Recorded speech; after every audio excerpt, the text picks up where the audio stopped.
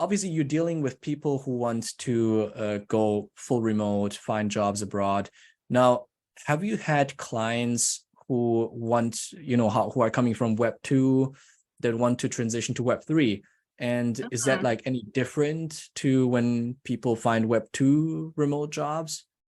That's a great question. So yeah, the short answer, yes. And I'm going to share two examples later on. But I guess like there are kind of like three group of people that come to me, for guidance. And number one group is this group, like, for example, like global talents who are currently working in the tech industry, I guess Web2, right?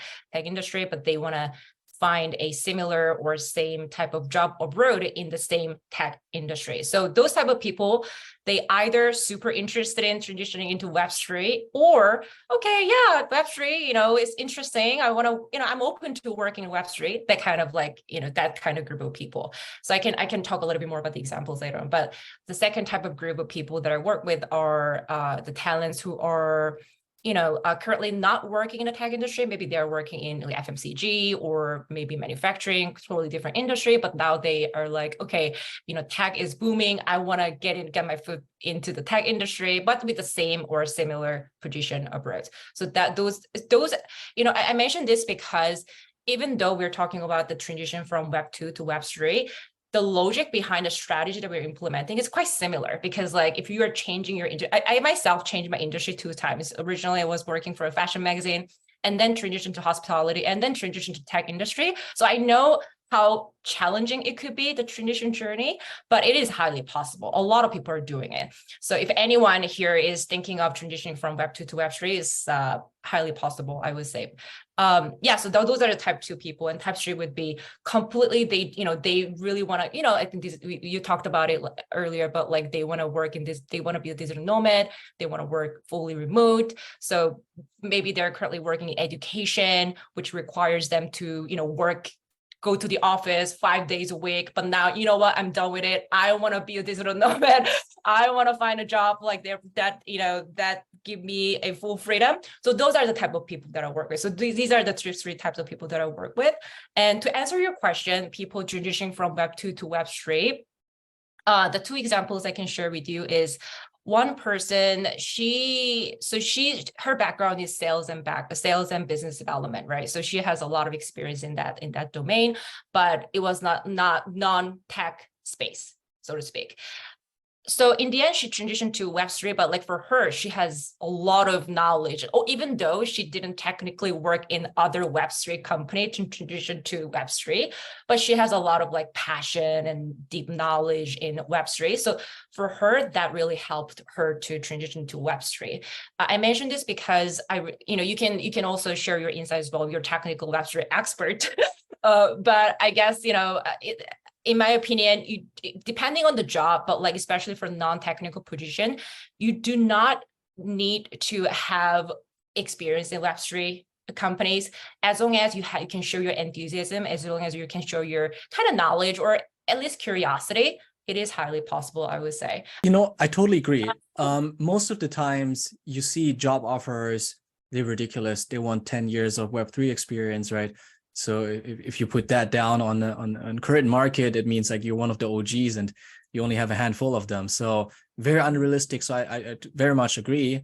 When you take on a new job in a new field, most of the times, if you're enthusiastic enough, you will learn on the go, right? A lot of things, I believe, like be it sales, okay, that's a bit different, but I don't know, UX design, also sales, programming, a lot of things. If you're willing to learn, you will be able to learn it, right? I think that's the bottom line. But very interesting. What about the second case? Yeah, second case was she's a digital marketing expert, right? Digital marketing professional. But for her, she's been working in the tech industry for a while, and then now she wanted to move to a different country, but with the same job, right? But she has a lot of knowledge in social media and SEO and paid ads, those kind of things, digital marketing.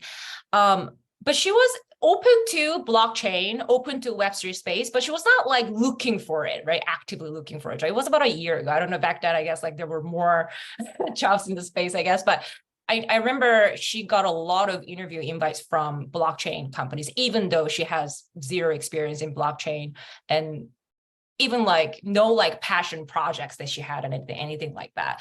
But for her, I'm saying this because, you know, sometimes sometimes your expertise is very crucial. Like, for example, I know that community manager or social media is quite, that position is quite important in Web3 as well. So if they're looking for an expert in social media, expert in community manager, expert in digital marketing, even though you have experience in Web2, you know, they're looking for that expert because that expertise is totally transferable. So yeah, that's why I wanted to mention. Oh, that's a great way to describe it. Transferable knowledge, like industry transferable knowledge. I think that is really, really crucial. And I think, you know, I can answer the question also a bit. Like, it makes sense. Web3, you see a lot of great products, a lot of like very smart people, and products make sense. But when you go on the website, nobody understands it. Even, you know, sometimes I go on a Web3, you know, I'm in the space, I think for 6 to 7 years now. Oh, wow. I'm not that technical. I mean, I can read maybe a smart contract, but, you know, when sometimes I go on a website of a layer 1 protocol and I just don't get it. I don't get it. And I scroll through the whole page. I try to find information and there's just not enough explanation. And then I go on Twitter, crypto Twitter, and I would research it, and there's some guy or a person who then summarizes it in very easy language. I think, what is that? That is like Web2 skills in Web3, right? So you'd have you know, a person that's really good with language or that understands things, that can put complex things into simple words, and these people are universally needed. And even like a lot of that is very like still needed in Web3, right? A lot of explanation is still needed there.